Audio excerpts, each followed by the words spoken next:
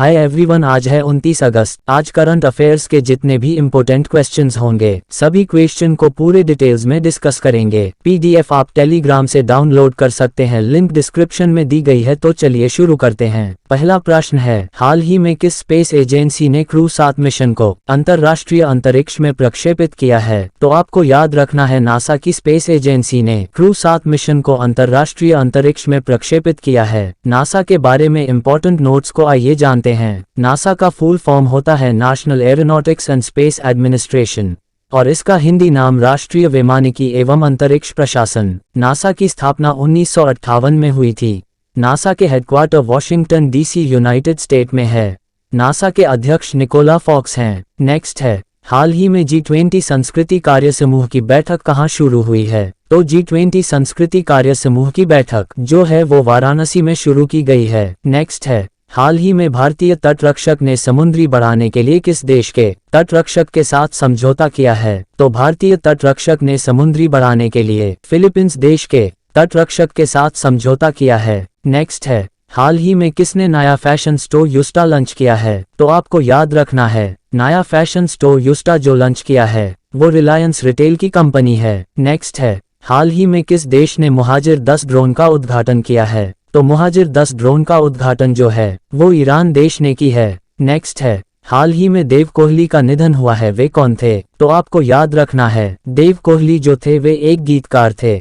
Next है, हाल ही में किस देश ने भारत से 7 आवश्यक वस्तुओं की सुरक्षित आपूर्ति की मांग की है? तो बांग्लादेश ने भारत से 7 आवश्यक वस्तुओं की सुरक्षित आपूर्ति की मांग की है। बांग्लादेश के बारे में आइए कुछ इंपॉर्टेंट नोट्स को जानते हैं। बांग्लादेश की राजधानी ढाका है। बांग्लादेश के चीफ मिनिस्टर शेख हसीना है। बांग्लादेश की मुद्रा टाका है। बांग्लादेश के प्रधानमंत्री ने यूनिवर्सल पेंशन योजना शुरू की है। बांग्लादेश ने भारत के लिए 4 पारगमन मार्गों को अनुमति दी है। भारत ने बांग्लादेश के साथ रुपए में द्विपक्षीय व्यापार की शुरुआत की है। बांग्लादेश के क्रिकेटर तमीम इकबाल ने अपने संन्यास को पलट दिया है। भारतीय रेलवे ने बांग्लादेश को 20 ब्रॉड गेज इंजन सौंपी है। नेक्स्ट है, हाल ही में भारत और किस देश ने चाबहार बंदरगाह मुद्दे में विदेशी मध्यस्थता खंड को हटा दिया है? आपको याद रखना है, भारत और ईरान देश ने चाबहार बंदरगाह मुद्दे में विदेशी मध्यस्थता खंड को हटा दिया है। नेक्स्ट है, हाल ही में सरकार ने उबले चावल पर कितने प्रतिशत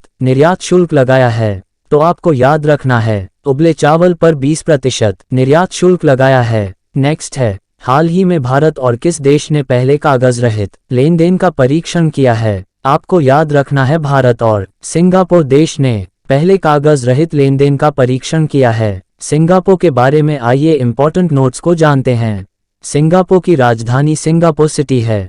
सिंगापुर की करेंसी सिंगापुर डॉलर है और हाल ही में यूपीआई ने सिंगापुर के साथ मिलकर क्रॉस बॉर्डर कनेक्टिविटी लॉन्च किया है। मोबाइल डाउनलोड्स पर टेस्ट के ग्लोबल इंडेक्स में सिंगापुर शीर्ष पे रहा है। नेक्स्ट है, हाल ही में भारतीय महिलाओं ने विश्व शूटिंग चैंपियनशिप में फ्री पिस्टल में कौन सा पदक जीता है? तो भारतीय महिलाओं ने विश्व शूटिंग चैंपियनशिप में फ्री पिस्टल में स्वर्ण पदक जीता है। नेक्स्ट है, हाल ही में किस आईआईटी को एक गुमनाम दानदाता से 160 करोड़ रुपए का दान मिला है? आईआईटी को एक गुमनाम दानदाता से 160 करोड़ रुपए का जो दान मिला है वो आईआईटी बॉम्बे किए हैं। नेक्स्ट है, हाल ही में भारतीय प्रधानमंत्री नरेंद्र मोदी ने किस देश में सैनिकों की कब्र पर श्रद्धांजलि अर्पित की है? तो आपको याद रखना है, भारतीय प्रधानमंत्री नरेंद्र मोदी ने ग्रीस देश में सैनिकों की कब्र पर श्रद्धांजलि अर्पित की है।